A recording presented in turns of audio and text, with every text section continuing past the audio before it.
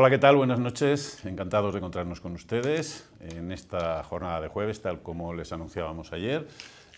Una nueva jornada de Granada Debate, hoy con nuevos invitados a la sala de estar de su casa, que esperemos los acojan con la misma hospitalidad y el mismo agrado que en días anteriores. Nos acompañan en esta jornada.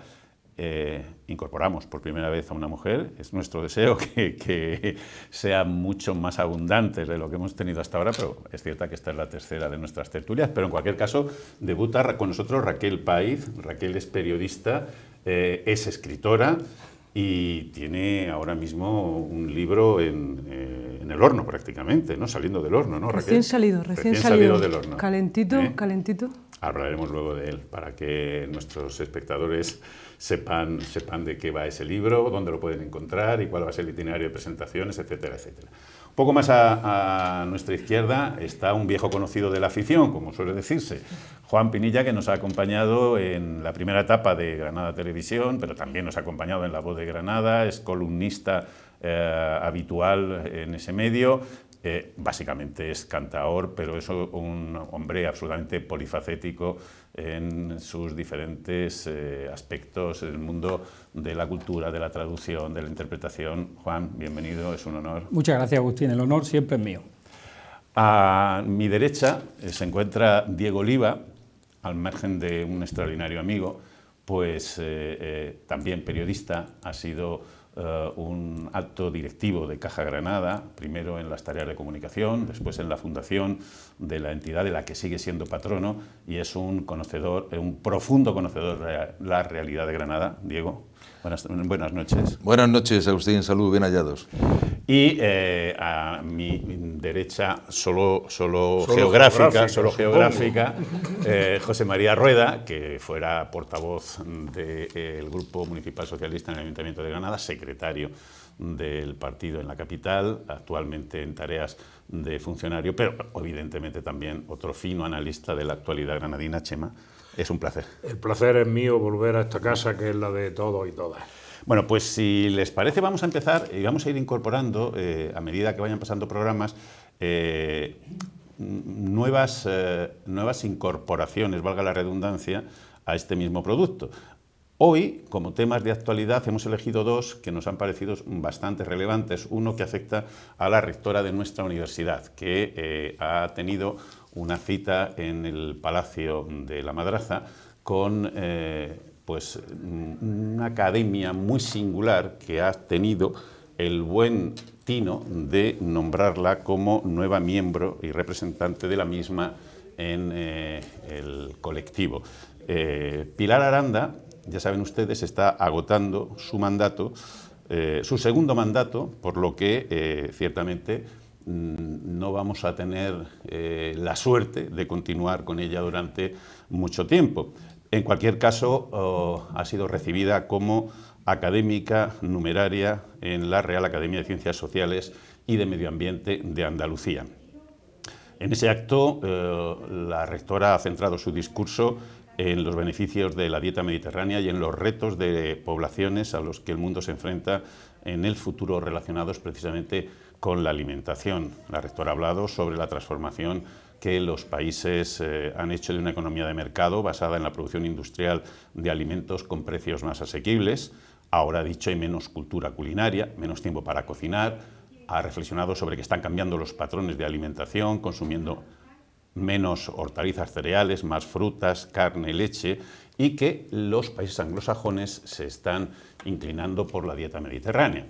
Bueno, no era un tema que hubiéramos comunicado a nuestros contertulios, pero ciertamente, tratándose de la figura de la rectora, nos parece bastante relevante, no tanto por el acto de hoy como por su trayectoria en sí. Diego, perdemos entre comillas, agota su mandato, yo creo que una de las mejores rectoras rectoras, rectores, en este caso, que ha tenido nuestra universidad desde hace mucho tiempo, ¿no? Sin duda, es un momento en el que la UGR, la Universidad de Granada, está teniendo y ha tenido un reconocimiento internacional como nunca antes lo había tenido. Hemos posicionado lo que ya venía haciendo en la universidad, lo hemos contado, hemos, como se podría decir en el argot de marketing, sacado el paño del arca y lo hemos puesto en venta. Es una mujer que suma.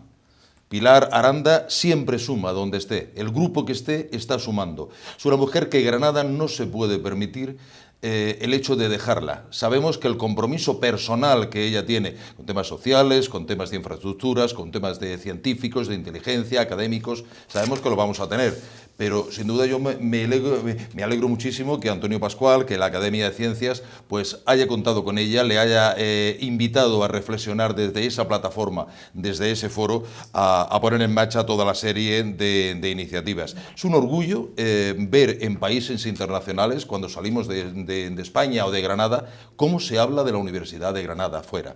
A mí me decían ayer, sin ir más lejos, sí, la Agencia de Inteligencia Artificial está muy bien, pero la inteligencia artificial estará donde esté el conocimiento. Y en este momento la UGR tiene el conocimiento en España. Y yo creo que ahí es donde tenemos que luchar, sin dejar atrás todas las reivindicaciones que tengamos que hacer, evidentemente. Pero esta es una de ellas. Por consiguiente, siempre estaré siguiendo donde esté Pilar Aranda y la actuación que la lleve, porque ya le digo, es una persona que suma, y en esta provincia, en esta comunidad, hace falta gente que sume.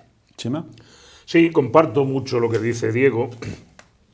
Es verdad que ha recogido una herencia de muy buenos rectores. Sin duda. Me ha tocado a mí, cuando he sido estudiante y representante en el claustro, compartir con ellos el diseño y la proyección de la universidad, pero no es menos cierto que uno a veces recoge herencias buenas y las despilfarra a beneficio de inventario, y en el caso de Pilar Aranda ha sido todo lo contrario. Ha sabido culminar una magnífica tarea, poner a la universidad en su sitio, y como los buenos rectores y las buenas rectoras tienen que cumplir, tienen que tener la universidad en la cabeza, pero casi más importante, la cabeza en la universidad.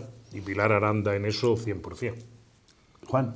Bueno, en una ciudad como la nuestra, en la que escuchar o atender y presenciar un debate elegante en torno a cuestiones muy diversas es prácticamente casi imposible, que exista todavía, aunque esté agotando su mandato, una persona como Pilar, pues creo que efectivamente, me sumo a lo que han dicho, es de lo mejor que le puede haber ocurrido a Granada, porque la universidad, hay que recordar y reconocer el peso específico que tiene una ciudad como Granada, es decir, a todos los niveles. Desde el punto de vista económico es espectacular, son 60.000 personas en torno a la universidad, que es como una ciudad dentro de la propia ciudad. Cómo dinamiza el aspecto cultural en esta ciudad. No hablemos del académico, que es obvio, pero sobre todo en el mundo este que vivimos del postureo, constante postureo, de la fotografía, detrás de eso siempre suele haber hueco, vacío, es decir, palabras que se quedan en el aire. Y lo que yo valoro de Pilar, como estudiante sempiterno, yo desde que vine a Granada me instalé en la universidad como estudiante y sigo siendo estudiante. He pasado por diversas carreras y me produce una emoción indescriptible el conocimiento, el estar ahí. Pues he visto cómo en los años en los que ha estado Pilar, por supuesto conozco a otros rectores, interesante la labor, pero cómo Pilar no solo han sido palabras sino hechos, es decir, cómo notas a nivel de accesibilidad, a nivel por supuesto en cuanto a en los derechos LGTBI que estaban tan sumamente ocultos en el mundo universitario, cómo hay una visibilidad mucho más palpable de dotación, de infraestructura, es decir, todos los proyectos que ha llevado a cabo bajo su mandato creo que han sido sumamente interesantes para la universidad, pero también para Granada, por supuesto. Raquel. Pues con Pilar coincido con lo que dicen mis compañeros tertulianos. No sé si se dice tertuliano o contertulio. Esta mañana lo miraba con duda. Hablando del entorno académico, a mí me sirve para romper el hielo. Lo que sí tengo muy claro respecto de Pilar Aranda, es que deja el listón muy alto.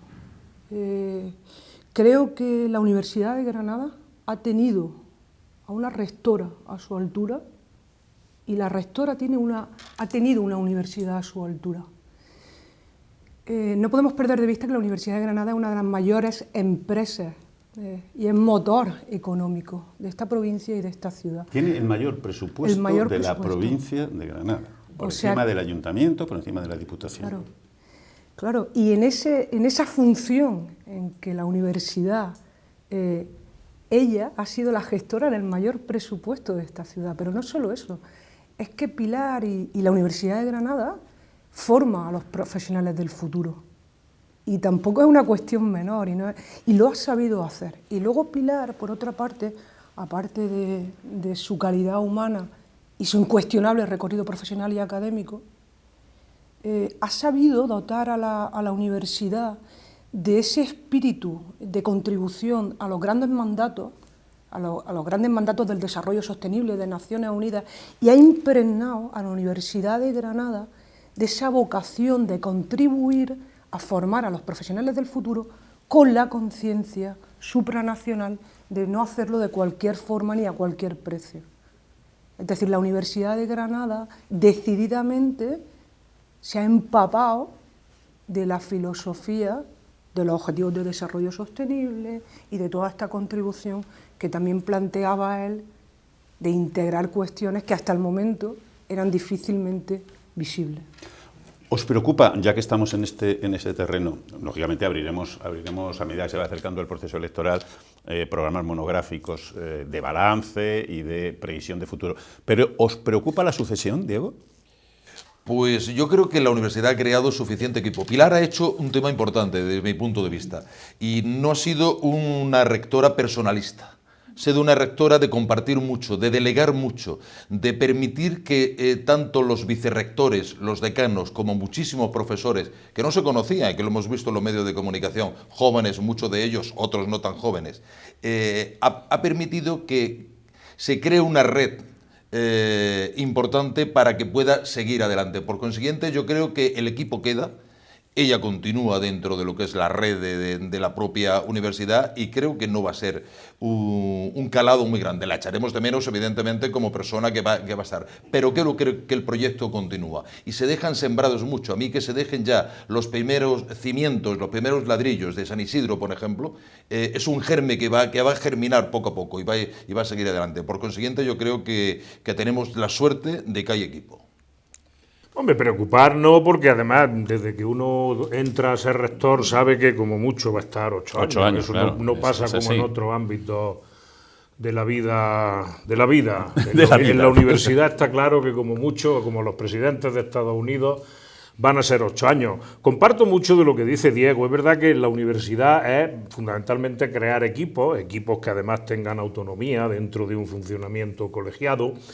Y tampoco se nos escapa que los procesos electorales en la universidad siempre tienen su morbillo, ¿no? No llega al nivel, no sé si por suerte o por desgracia, de unas elecciones municipales o andaluzas o nacionales, pero las elecciones en la universidad siempre tienen su morbillo y yo lo que confío es que esa sucesión venga evidentemente de la línea, del equipo, del germen que ha sembrado Pilar Aranda y que se continúe en las grandes líneas estratégicas, una de las cuales nunca suficientemente reconocida hasta ahora, es la recuperación de ese espacio, no solo físico, sino industrial, académico, de futuro de Granada y su área metropolitana, que es la azucarera de San Isidro.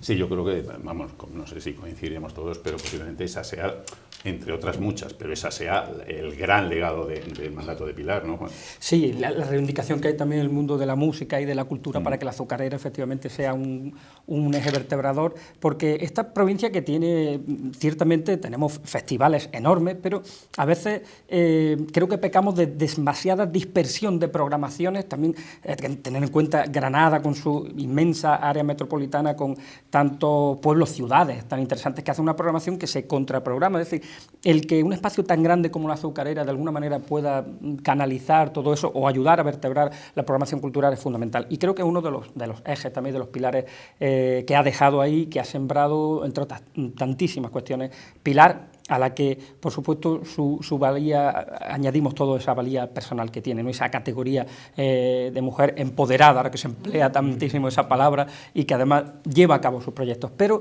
a mí me consuela infinitamente el encontrarme ahí a una persona como Pedro Mercado, cuya que por supuesto ha sido mano derecha de Pilar, está muy cerca de Pilar, conoce desde dentro de la universidad el proyecto como profesor que es universitario, además, y cuya honradez conozco como alumno, pero también como persona en el trato, y creo que sería un dignísimo y un muy buen sucesor.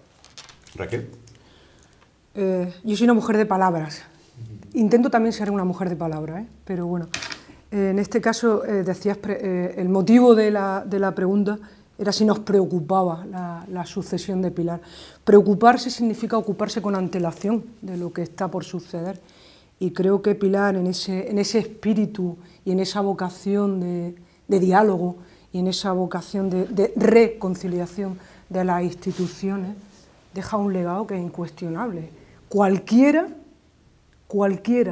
que represente a la universidad, a ver quién se atreve ahora a romper ese clima y esa bandera de que lo que importa es Granada, y bajo la seña de Granada se tienen que sentar las instituciones. A ver quién se atreve ahora a romper ese legado que nos deja.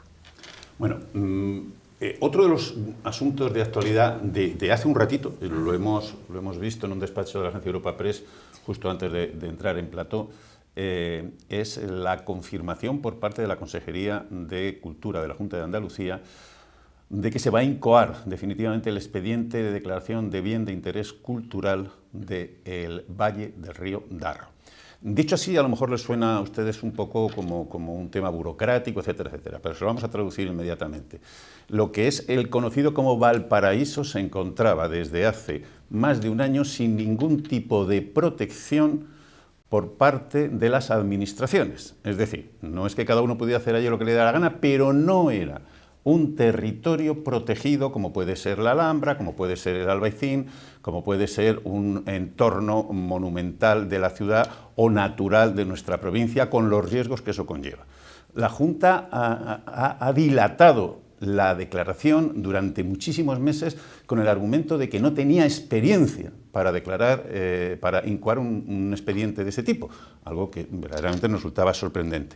En cualquier caso, se da como fecha entre el 24 y el 28 de febrero, es decir, como aquel que dice pasado mañana, y eso supone que desde ese momento, aunque el expediente no haya concluido, ya sí cautelarmente ese espacio estará protegido. Recordemos, si ustedes no lo conocen, que se trata de una de las zonas más frágiles, más sensibles y más valiosas medioambientalmente del cinturón natural de esta ciudad, que es una auténtica joya.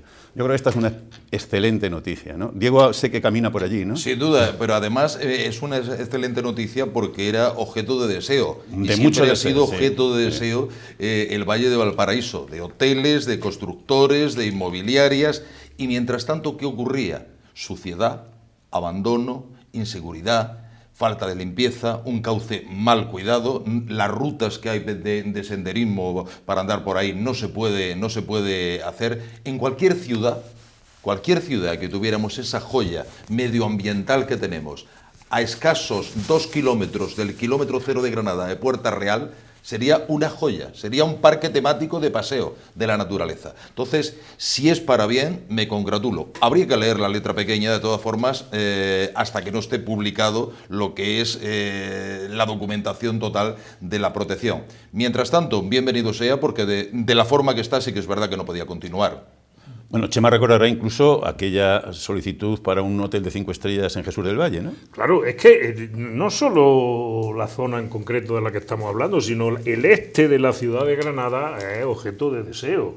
La ronda este no se la inventa en su momento Pepe Torres y la continúa el PP porque le apetezca tardar 5 minutos menos en llegar de Guadix a Granada. La ronda este y el Valle del Darro conforman un conjunto apetecible cada parte, pero mucho más apetecible en su globalidad. Por tanto, aunque yo comparto también, vamos a estar pendientes del 24 al 28 de febrero, que lo que se produce es una anotación. Es decir, el Valle del Darro queda anotado como sitio protegido y luego habrá que ver el desarrollo de todo eso.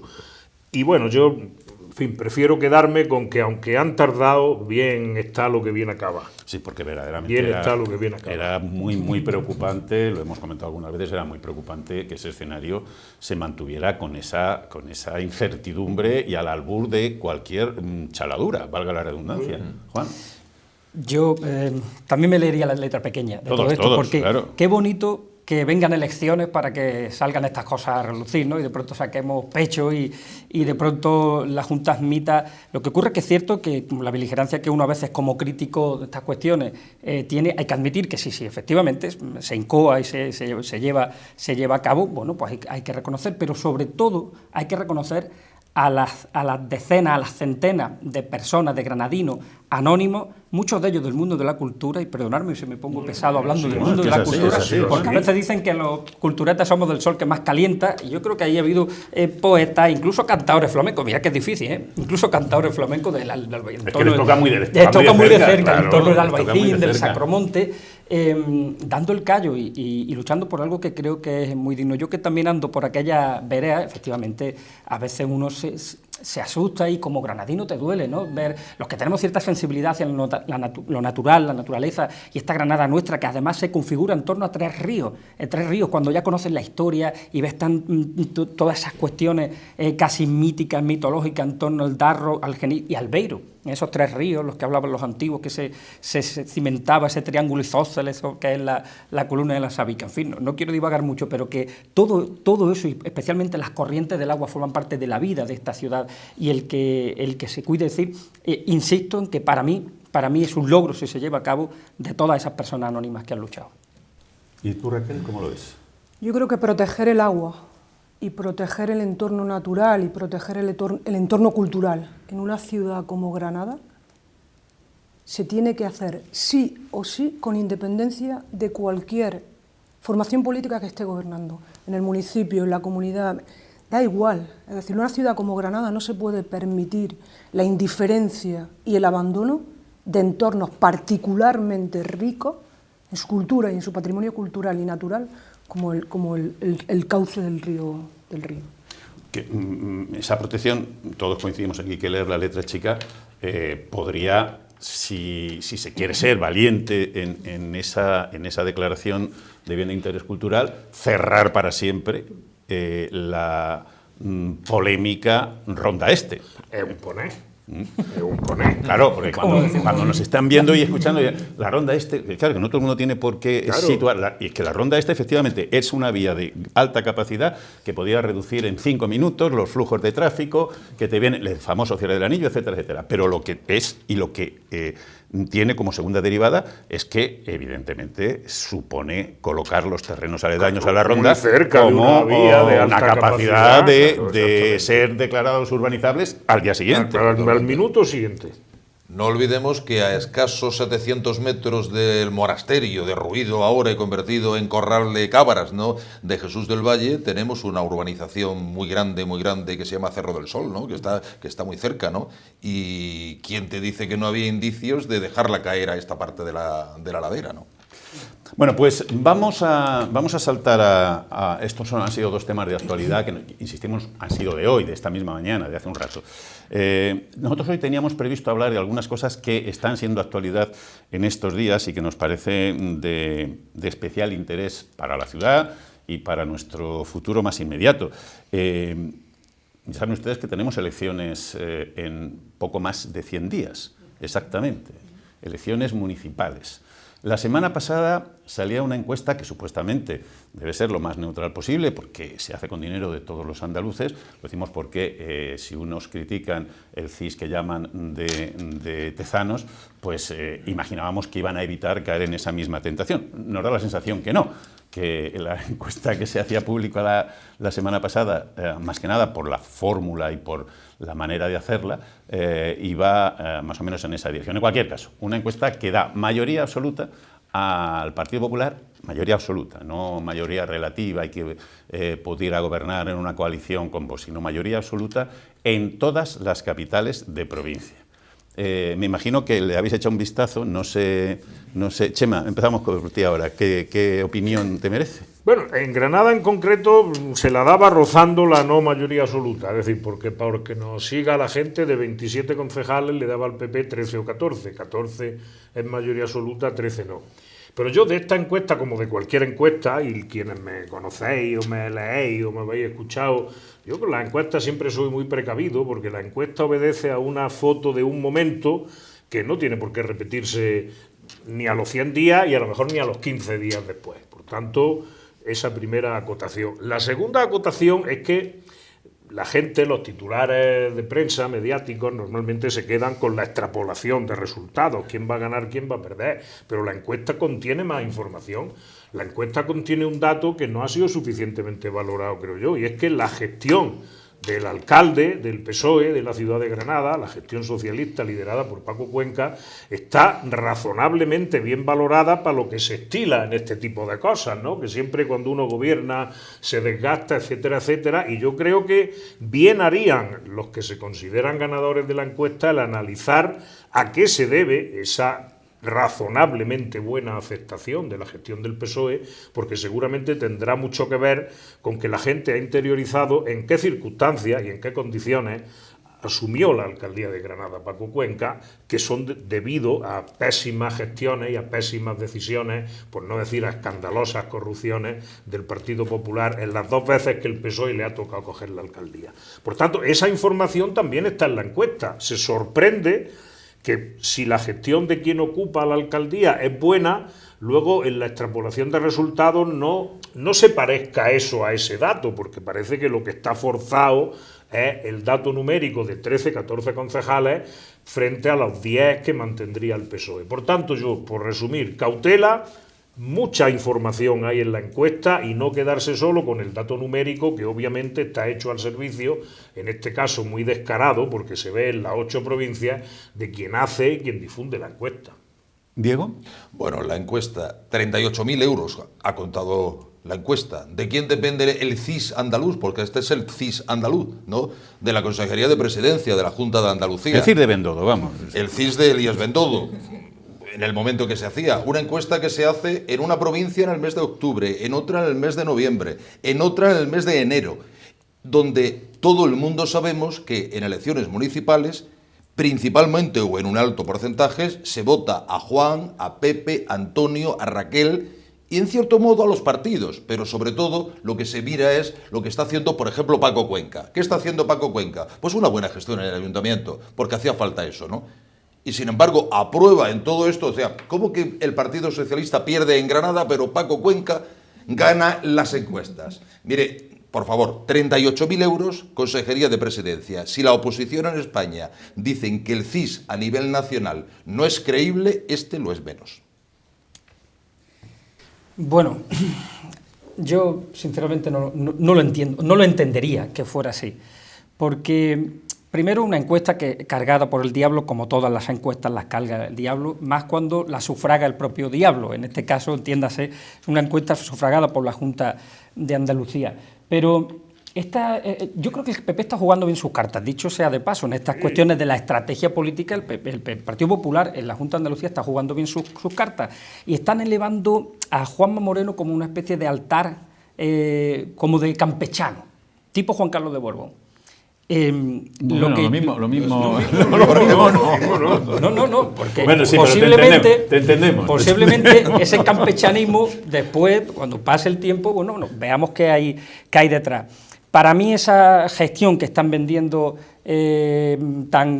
con tantos titulares, y porque están jugando muy bien sus cartas y porque efectivamente están controlando los medios bastante bien, es por supuesto pésima, para mí es pésima. Y hay datos que los podemos, si queréis, podemos hablar de ellos. Pero, dicho sea de paso, están jugando bien sus cartas en el sentido que están sabiendo escoger también a sus candidatos, ¿no? Y de alguna manera, una forma de potenciarlo. Pero, centrándonos en Granada, las informaciones que uno como ciudadano lee, si estás pendiente de las cuestiones políticas locales, a mí me da la impresión de que en Granada no van a llegar a la mayoría absoluta y creo que efectivamente el trabajo que está haciendo Paco Cuenca, o por lo menos la visibilidad de su trabajo, está llegando, y lo constato yo que vivo en un barrio, lo constato en la gente, en personas que, por ejemplo, sociológicamente las ves que pertenecen al mundo de la derecha, pero Paco Cuenca, que además lo dicen juntos, Paco Cuenca se les ha quedado, y Paco Cuenca está gustando a mucha gente porque está yendo a los sitios. Y en ese sentido, las locales que son tan personalistas, de votar tanto a la persona, creo que ahí Paco Cuenca tiene ventaja. ¿Raquel?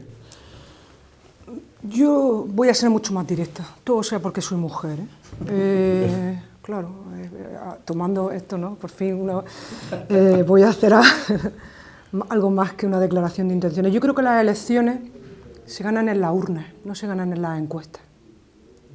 En las encuestas se caldea el ánimo. Yo no soy futbolera, pero las encuestas para mí son como calentar ahí afuera, ¿no? ¿Cómo se llama esto, Chema? El calentamiento. El calentamiento. Entonces, bueno, yo creo que las elecciones se ganarán o se perderán el 28 de mayo en la urna.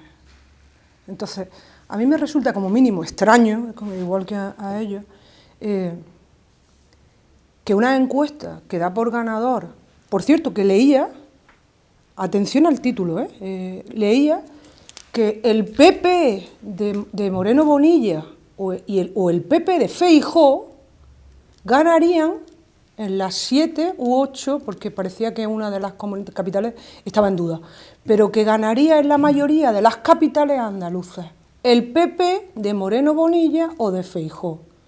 Fundamentalmente haciendo una lectura granadina, porque el estudio y la encuesta cuando se hace en Granada, al parecer no se conoce la candidata aún.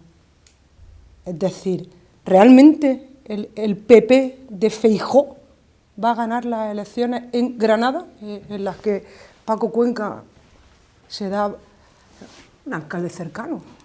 Si me permites, esto sería, como periodistas, motivo de otro análisis. Claro. ¿Me está usted diciendo que elija al candidato que elija va a ganar usted las elecciones? Si es por eso, ¿por qué quita usted a una consejera que está funcionando bien aparentemente? O sea, os quería plantear al hilo de esto, ¿creéis que existe el riesgo, también un poco hilando con lo que dice Raquel, que la ola demoscópica que parece que viene a nivel nacional a favor del Partido Popular pase factura en las elecciones municipales? La encuesta juega con eso. Es decir, aquí estamos, yo por lo menos, para decir las cosas como yo las pienso. Y hoy, 9 de febrero, el viento demoscópico, parece que el viento social en Andalucía sigue dándole un margen de confianza a Moreno Bonilla, porque aún no se ha desgastado, ni creo que se desgaste, porque alguien que no ejecuta, que no actúa, que no gestiona, que solo sonríe, que solo anuncia y que solo dice que es moderado, tiene difícil desgaste político. Por eso digo que a día de hoy parece que el viento va por ahí. Quizá por eso han elegido una candidata a la alcaldía de Granada copia exacta de Moreno Bonilla. Ni ejecuta, ni hace, solo anuncia y sonríe. Porque creen que con el viento favorable pro Moreno Bonilla le va a resultar suficiente. Por eso he puesto antes el dedo en la llaga en que, en el caso concreto de Granada, el Partido Popular no viene solo con la sonrisa de Marifran, viene con la mochila cargada de piedras que desde 2015 viene poniendo la gestión urbanística que está en los tribunales, la pérdida de imagen de la ciudad, la espantada que dieron en el gobierno de la ciudad, el 2+2, el 3+3, el 4+4. El anterior candidato del PP a la alcaldía no solo no repite, es que ya no está ni en el partido. Es decir, es que Marifran ha venido a mejorar eso. Marifran y el primo de Marifran, que hubiera venido de candidato, mejora la pésima situación en la que estaba el PP. Por tanto, ese aparente viento favorable a 9 de febrero a nivel general, insisto que harían bien en mirárselo, y no tengo yo por qué aconsejar al adversario político, pero harían bien en mirarse porque se pueden dar de bruces con la realidad, porque Granada, además, es una ciudad que tiene memoria para sus cosas buenas y para sus cosas malas. Y cuando un alcalde empatiza y es cercano, eso cuesta mucho tirarlo, por mucho que el viento aparentemente y las encuestas sean contrarias a esa tendencia. Diego. Hombre, yo creo que cuando, por poner un símil deportivo que hablábamos al principio, el que es del Atlético de Madrid le va a gustar, haga lo que haga el Atlético de Madrid, el que es del Barcelona le va a gustar el Barcelona y el que es del Real Madrid también. Y luego hay un 3, un 4 o un 5% que son los que le dan más dinero a un club o a otro, que son los que le da lo mismo ir en un momento dado a ver el Barcelona, a ver el Madrid o a ver el Atlético. A esa gente hay que mirar. Las encuestas hablan con la gente que ya vota, sí, ya sabemos lo que ya se vota. De cada 10, 3, 2, 3, 2. Ahora, ¿a quién hay que trabajar? A esta gente. Y esta gente, ese 2,5, esos indecisos que se le llaman, ¿no?, que votan gestión, que votan tranquilidad, que votan normalidad, sí que van a valorar ese tipo de cosas. Sí es importante una cosa y un llamamiento. La democracia cuesta muchísimo dinero mantenerla. La democracia al que nosotros podemos ir por la calle diciendo lo que pensamos, sin dañar intereses más legítimos, evidentemente, hace que nos tengamos que esforzar. Yo sufro mucho cuando veo la abstención política que hay. Si usted no le gusta ningún partido político, vaya usted a votar y diga, no me gusta ninguno de vosotros, y lo mete usted en la urna, pero vaya usted a votar. Lo que no se puede hacer es decir, no me gusta ninguno, no voy a votar. Que sepa que el que le gusta el Barcelona o el que le gusta el Atlético de Madrid, sí va a ir a votar. Claro. Bueno, yo una de mis aficiones favoritas en los días electorales es meterme después, que además la prensa online ofrece una información para eso exhaustiva y casi en el momento, de efectivamente yo contabilizo muy mucho y me preocupa muy mucho. Y bueno, nos vamos a las elecciones de Estados Unidos, que más de la mitad de la población no vota, es decir, qué legitimidad hay también detrás de muchas veces de los resultados. Y luego explicarle a esa gente también cómo operan el sistema electoral, es decir, su voto al final se acaba contabilizando si no vota. Es decir, pero me gusta irme a los pueblos, especialmente en las municipales, y por ejemplo el mío, Huetortájar, que es el que conozco más cerca, y luego contrastarlo con las elecciones autonómicas y con las elecciones nacionales. Y para nada los resultados ni siquiera se parecen. Por lo tanto, quizá y el juego de los que somos del Barça, los que sois del Madrid, no operaría, no jugaría, porque es verdad que se vota mucho a las personas. Es decir, en el caso de Fernando, que creo que Fernando Delgado, el alcalde de Huetortájar, el alcalde de Huetortájar, en porcentaje de los alcaldes más votados de toda España, o quizá el más... 20 puntos más que el PSOE en otro tipo que cualquiera. Más de 20 puntos. De 17 concejales que creo que tiene, pues estarán los 15, los 14 o 15, y creo que el Partido Popular tiene 2 o 3. Pero luego llegan las nacionales y eso cambia. Y bueno, en la autonómica, la última, de hecho, el Partido Popular estuvo casi, no sé si llegó a ganar o casi a punto de ganar por este efecto Juanma Bonilla. Por lo tanto, sí que creo que hay un factor de la persona importantísimo y que también se da en las capitales, porque ese sustrato de los pueblos está muy presente en Granada, en barrios como el Zaidín, barrios como el Albaicín, o en barrios como La Chana, que dicen voy a Granada. O sea, se siente un municipio independiente dentro de la ciudad. Raquel. Yo tengo la esperanza de que esa desafección política de la que hablamos y al final es la que condena a la democracia a que sea cuestionada, ¿no? A veces las personas democráticas, personas como yo, que me cuestiono los resultados de las elecciones, fundamentalmente porque la abstención y la desafección política es tan alta que empieza a ser sintomático. Yo creo que las políticas municipales se ganan en los barrios, o sea, las elecciones municipales se ganan en los barrios, y se ganan en la calle, y se ganan en los comercios, y se gana en la pequeña empresa, y se gana en el mercado, y se gana en el Mercado 80, se gana en el mercado de San Agustín, se gana en la cultura. Aquí se ganan las elecciones, se ganan o se pierden. Y la política municipal es política de proximidad y es política de cercanía. Y ningún candidato ni ninguna candidata que conozca el aliento de su ciudad y de sus calles está legitimado para gobernar. Ninguna. Y da igual cómo se llamen. Que no conozca. No, claro. Yo tengo que saber cómo palpita mi ciudad. Bueno, mi ciudad porque estamos en Granada, pero tengo que saber cómo palpita Huetortájar y tengo que saber cómo palpita Alfacar. Porque si yo no sé cómo palpitan y me lo están contando, siempre voy a aplicar esto que llaman un bypass. Dice el bypass espiritual. En este caso, ¿qué vamos a aplicar? ¿Un bypass político? ¿Vamos a gobernar por lo que nos cuentan? Hay que salir a la calle y hay que conocer a la calle. Y me lo vaya a permitir, hay que darse un baño de masas y preocuparte por lo que le preocupa a la gente. Y cuando te preocupas, retomando lo que decíamos antes, te ocupas con antelación. Y entonces integras lo que le preocupa a la gente, lo integras en tu política y en tu catálogo de propuestas. Eso es lo que hay que votar en las municipales.